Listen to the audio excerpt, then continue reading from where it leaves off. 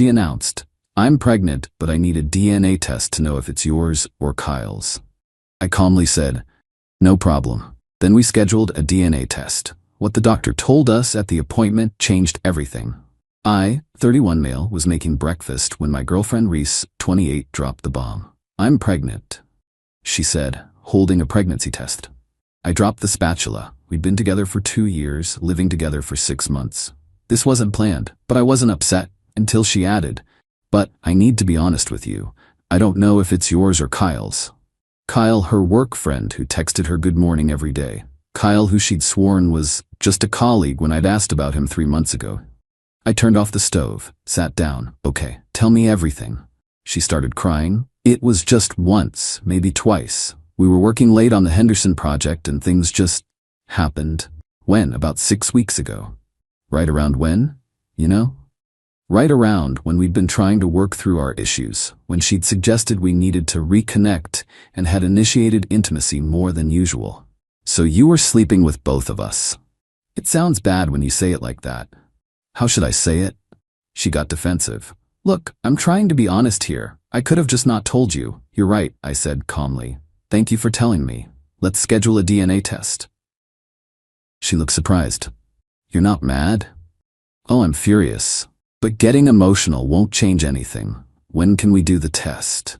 "Well, we have to wait until I'm at least 9 weeks pregnant for the blood test, or after the baby's born." "Blood test it is. Make the appointment." She hugged me, crying about how understanding I was, how she knew I'd be an amazing father, how this mistake didn't change how she felt about me. I hugged her back. Then I went to the bathroom and threw up. That afternoon, while Reese was at work, I called my brother Ethan. He's a nurse. "Hey, quick medical question. Can you do a prenatal paternity test at 6 weeks?" "Yeah, but it's not recommended until 9 weeks for accuracy." Why? I told him everything. "Dude, leave. Now, I want to know first, why? If it's not yours, you leave. If it is yours, you still leave because she cheated. It's not that simple." "It's exactly that simple." But I had a plan. See, Reese thought I was some pushover. The safe guy who'd raise another man's kid without question. She was about to learn differently. First, I documented everything. Screenshots of her texts with Kyle. She left her iPad logged in at home. Nothing explicitly sexual, but lots of thinking about you, and last night was amazing messages from the time frame she mentioned. Second, I called Kyle. "Hey man, it's Reese's boyfriend. We need to talk." He hung up immediately. Called back 5 minutes later. "Look, I didn't know she had a boyfriend." "Really? Because she lives with me." "She said you were roommates." "Did she also tell you she's pregnant?" Silence. "It might be yours," I added. "What? No. No way. We used protection. Every time?" More silence. "I can't have a kid right now. I'm getting married in 4 months." "You're engaged?" "Yeah, to Aria. We've been together 5 years. And you're sleeping with Reese?" "It was a mistake. Just a couple times." "A couple?" Reese said once or twice. "I mean, maybe 4 or 5 times. Look, Aria can't know about this." I hung up. 4 or 5 times. Not once, maybe twice. Update 1. The blood test appointment was in 2 days. Reese had been playing perfect girlfriend, cooking, cleaning, being extra affectionate. She'd also been texting Kyle constantly, though she thought she was being sneaky about it. What she didn't know was that Kyle had been texting me too. Panicking about his wedding, begging me not to tell Aria, offering to pay for the abortion if Reese would get one. Yeah, he was a real prince. The night before the appointment, Reese sat me down. "I've been thinking," she said. "Maybe we don't need the test." "Why not?" "Well, even if it's Kyle's, you're the one who's here. You're the one who loves me. Biology doesn't matter." "It matters to me." "That's so old-fashioned. Lots of men raise kids that aren't biologically theirs. By choice, with full knowledge, not because they were lied to." She started crying. "Why are you being so cold about this?" "I'm not cold. I'm practical. We need facts before making decisions." "Fine. But when this test proves you're the father, I expect an apology for not trusting me." The audacity. She cheats, admits the baby might not be mine, but I need to apologize for wanting confirmation. The next morning, I called in sick to work, told Reese I had an important meeting. Instead, I drove to Kyle's workplace. He saw me in the lobby and tried to run, literally turned and speed walked toward the elevator. "Kyle, we need to talk about tomorrow." His coworkers all turned to look. He stopped, face red. Not here, he hissed. Then where? You won't answer my calls. We went to a coffee shop across the street. He was sweating bullets. I'll sign away rights, he said immediately. If it's mine, I want nothing to do with it. What about Reese? What about her? She's your girlfriend, who you slept with, multiple times. She said you guys were basically broken up. We lived together. She said that was just for convenience, that you were moving out soon. More lies. I was starting to see a pattern. Show me the texts where she said that. He pulled out his phone, scrolled for a bit, then showed me. Screenshots don't lie. Reese had been telling him for months that we were basically roommates, that I was emotionally absent, that she was planning to leave soon. She'd been setting up her backup plan. If things worked out with Kyle, she'd leave me. If not, she had good old reliable me. I'm sending these to myself, I said, forwarding the screenshots. Please don't tell Arya. I'm not your relationship manager, Kyle, but you should tell her yourself. He left looking like he might puke. Good. Update 2. We went to the appointment together. Reese held my hand in the waiting room, playing the nervous, expectant mother. The nurse called us back, took Reese's blood, then turned to me for my sample. Oh, the nurse said, looking at her chart. Mr. Davidson? We already have your sample from last week. Reese's head snapped toward me. Last week? Yeah, I said casually. I came in early to save time today. That was a lie. But Reese didn't know that. The nurse looked confused but professional. I don't see any record of. Could you check again? Maybe under my full legal name? She typed something. Oh yes, here it is. Must have been a filing error. God bless medical professionals who can read a room. Reese was suspicious but couldn't say anything without looking crazy. After the blood draw, the doctor came in. Dr. Martinez, an older woman with kind eyes. So we're doing a prenatal paternity test today? Yes, Reese said quickly, just to be sure. I see. And Mr. Davidson, you're the potential father? One of them, I said clearly. Reese kicked me under the table. Dr. Martinez raised an eyebrow. One of them? There's another potential father, Kyle Morrison. He couldn't make it today. He doesn't need to be here, Reese said. It's definitely one of you two. Actually, Dr. Martinez said, for the most accurate results, we should test all potential fathers. Kyle's not available, Reese said quickly. That's strange, I said, pulling out my phone. He texted me saying he was on his way. Reese went pale. You invited Kyle? We all need answers, right? 20 minutes later, Kyle showed up looking like he was walking to his execution. His fiancée Arya was with him. The waiting room got very uncomfortable. What is she doing here? Reese demanded. I told her everything, Kyle said quietly. She deserves to know. Arya looked at Reese with pure disgust. You're the home-wrecking piece of trash who's been sleeping with my fiancé? I'm not a home-wrecker. I didn't know about you until when? Because Kyle says you've known for months. Dr. Martinez intervened. Perhaps we should all calm down. Mr. Morrison, we'll need your blood sample as well. As Kyle got up to follow the nurse, Arya called out. By the way, Reese, I'm pregnant too, 3 months. So congratulations, you might have given my baby a half-sibling. The look on Reese's face was something I'll never forget. Update 3. A week later, we all met back at the clinic. The tension was unreal. Reese hadn't spoken to me in 3 days after finding out I'd ambushed her with Kyle and Arya. Dr. Martinez came in with the results. I have some unusual news, she began. Just tell us, Reese snapped. Mr. Davidson, you are not the biological father. My heart dropped, even though I'd suspected it. Mr. Morrison, you are also not the biological father. Wait, what? Everyone started talking at once. Reese was screaming about faulty tests. Kyle was demanding a retest. Arya was laughing hysterically. However, Dr. Martinez continued, raising her voice, there's more. The room went silent. Miss Thompson, when we ran your blood work, we discovered something. You're not actually pregnant. What? Your HCG levels indicate what we call a chemical pregnancy. You were pregnant very briefly, but it wasn't viable. Your body has already miscarried. The pregnancy tests you took at home were likely during the brief window when HCG was present. Reese broke down sobbing. But I had symptoms. Morning sickness.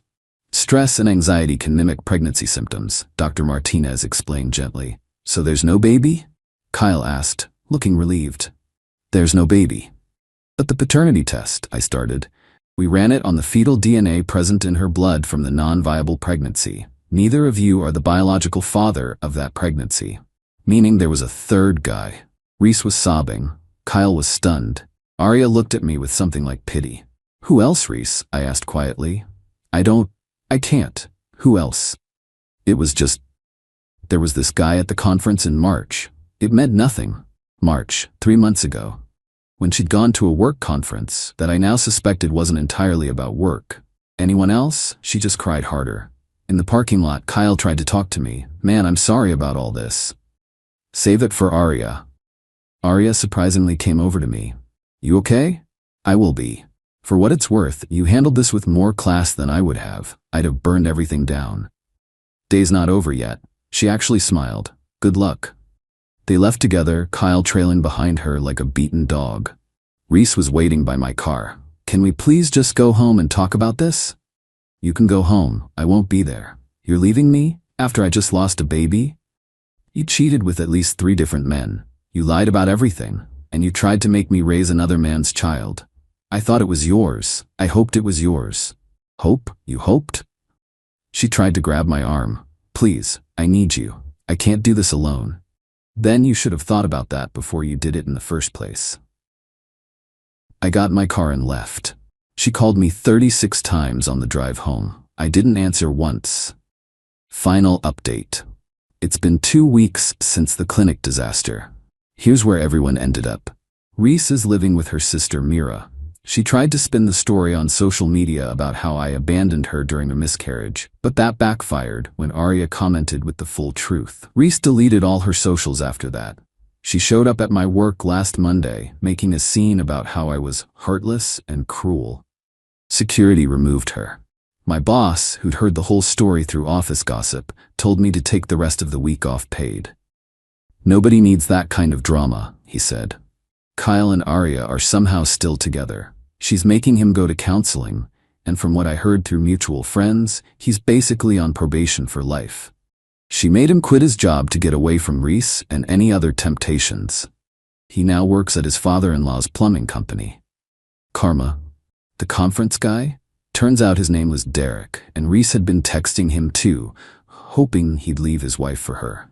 He blocked her when she told him about the pregnancy scare. But here's the real kicker. Remember how I said I had a plan? Well, 2 days before the DNA test, I'd already signed a lease on a new apartment. I knew, regardless of the results, I was done. The test was just about getting closure and making sure I wasn't on the hook for child support. The morning after the clinic, I moved out while Reese was at her sister's. Took everything that was mine, which was basically everything since she'd moved into my place. Left her clothes, her makeup, and the couch she bought from a garage sale. She came home to an almost empty apartment and a note. Rent's paid until the end of the month. After that, it's your problem. She tried to contest it, saying I'd illegally evicted her, but she was never on the lease. She was just a guest who'd overstayed her welcome. Her sister Mira actually reached out to apologize. Turns out Reese had been bragging to her about juggling multiple guys, calling me her safety net, and Kyle her fun option. Mira had told her she was being horrible, but Reese had said I'd never find out. She's always been like this, Mira told me. Even in high school, she'd date the nice guy while hooking up with the bad boys, then play victim when it blew up. I'm sorry you got caught in her tornado. Last I heard, Reese was on dating apps, looking for her next safety net. Her bio says she's looking for a real man who can handle a strong, independent woman. The delusion is strong with that one. As for me, I'm in therapy, working through the trust issues this whole mess created. My therapist says I handled it better than most would have. You stayed calm, got facts, and protected yourself legally and financially. That's impressive. It doesn't feel impressive. It feels like survival. But I did learn something valuable. When someone shows you who they are, believe them. And when they tell you you're pregnant with a baby that might not be yours, run a DNA test. On everything. My buddy asked if I regret not giving her another chance. Another chance to what? I asked. Cheat with 4 guys instead of 3? Lie about 5 things instead of 10? Nah, I'm good. You don't think people can change? Sure they can, but Reese doesn't think she did anything wrong. She thinks she's the victim. Hard to change when you can't even see the problem. He bought the next round. Oh, And the best part, last week I got a text from an unknown number. Hey, this is Derek's wife. I heard you were Reese's boyfriend. Can we talk? Turns out Reese had been sending Derek pictures and messages even after the conference. His wife found them. She wanted to compare notes. We met for coffee. She brought receipts, literal receipts, from the conference hotel. Room service for 2. Champagne. The works. My husband said it was one drunk night, she said, but you don't order room service for a one-night stand. No, I agreed. You don't. She's divorcing Derek, taking him for everything. Good for her. It's been a month now since everything imploded. I'm in my new place, which is smaller but quieter. No drama, no lies, no mysterious texts at 2 a.m. Just peace. Reese sent one last message yesterday. I hope you know you threw away something special. I replied, I know exactly what I threw away. Then I blocked her. Cool? Cool. Edit. To everyone asking why I went through with the DNA test if I was leaving anyway, I needed to know she couldn't come after me for child support later. Cover your bases, people. Edit 2. Yes, this is real. Yes, people are really this messy. If you've never encountered someone like Reese, consider yourself lucky. Edit 3. For those saying I should have been more sympathetic about the miscarriage, she was barely pregnant for a hot minute with some random conference hookups baby while telling me it might be mine. My sympathy well was dry.